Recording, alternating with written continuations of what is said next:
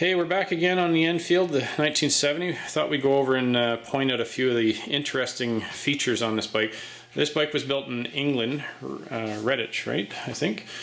No, it wasn't. We'll come back with Bradford-on-Avon. Oh, there, Bradford-on-Avon, in the cave where they manufactured stuff during the war times, basically. It's the last year that Royal Enfield built this bike in England, and then they closed up shop, and a company in India bought all the naming rights and the tools and everything, and they continued to this day to build the Bullet 500cc single. We thought we'd show a few interesting things. We've got the this is British technology at its greatest, even though it was 1970.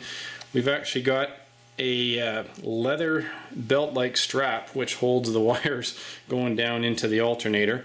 So very high tech. We've come a little bit further ahead, and now of course everything's plastic, whether that's better or not. But this is now 2011, so we're 41 years down the road, and lo and behold, that leather strap is still there. Now granted, the bike hasn't been on the road for a long time, so here's another one at the back here, which is holding the crankcase breather, which comes out of the back end of the engine here and passes through this tube all the way out and then dangles out the back of the bike here. So we'll get that back. Where is the original position on that? Well, you put the other strap out here. Okay, so it will actually come up higher. Just comes out alongside the fender.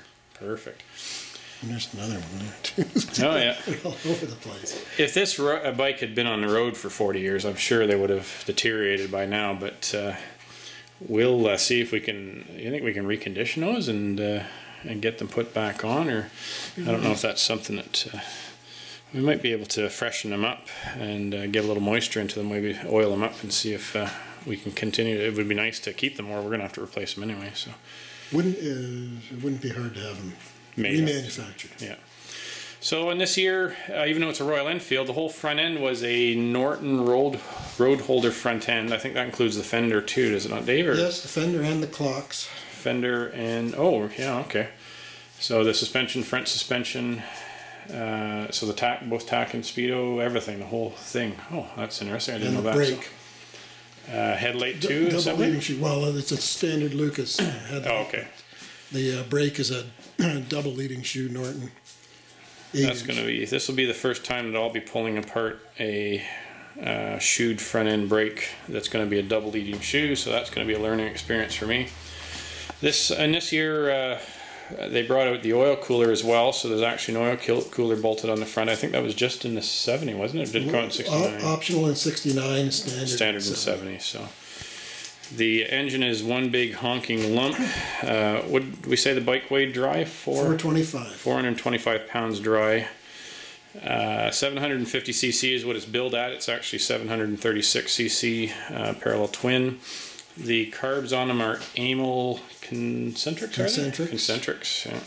Mark IIs. Mark II. So they have, Amel is still in business, and they're still cranking out rebuild kits, so we're going to be able to clean this up and completely rebuild them internally. Every part basically on this bike is available from Hitchcock's in England.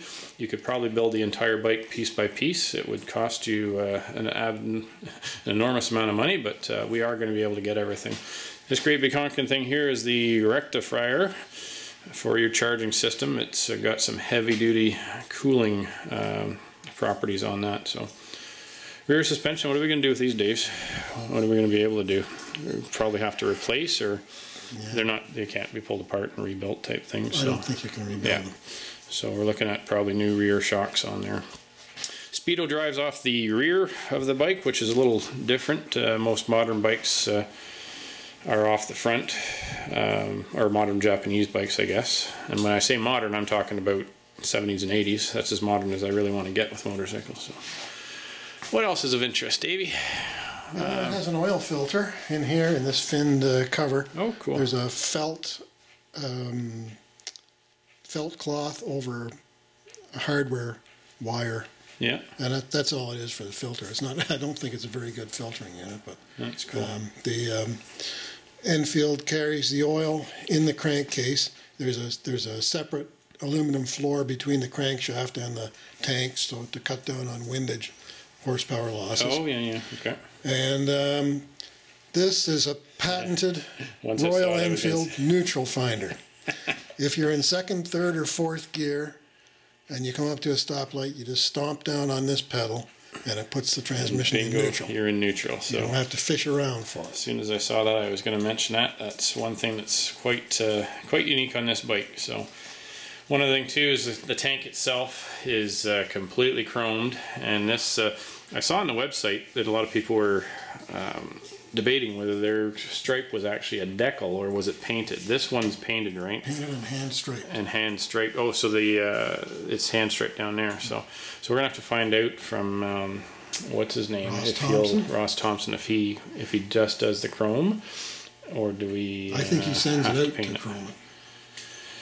But will he do the painting and the hand on it? If he does, then that'll be great. So that's something you don't see a whole lot. I mean, the BSAs had obviously in the 50s and the 60s they were more popular, but 1970 most of the manufacturers had gone to paint, and Royal Enfield I think was one of the few left that was actually chroming tanks. So okay, so there's the special features on this bike. We'll tune in again with some more progress. Cheers.